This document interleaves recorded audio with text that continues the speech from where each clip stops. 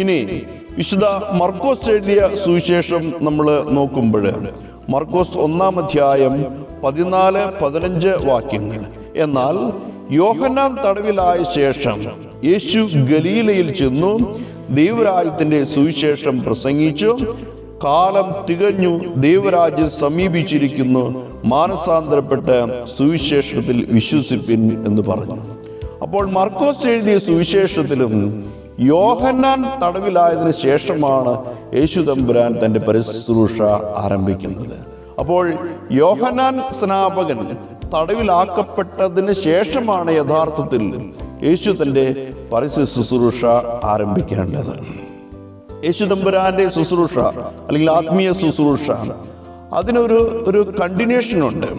മോശയ്ക്ക് ശേഷം യോശുവ, ഏലിയാവിന് ശേഷം എലീശ, അങ്ങനെ ഒരു കണ്ടിന്യൂഷനുണ്ട്.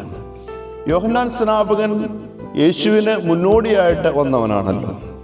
അപ്പോൾ യോഹന്നാൻ സ്നാപകനെ തടവിലാക്കപ്പെടുന്നു. അതിനുശേഷം യോഹന്നാൻ സ്നാപകനെ അധികം താമസിയാതെ കൊല്ലപ്പെടുകയാണ്.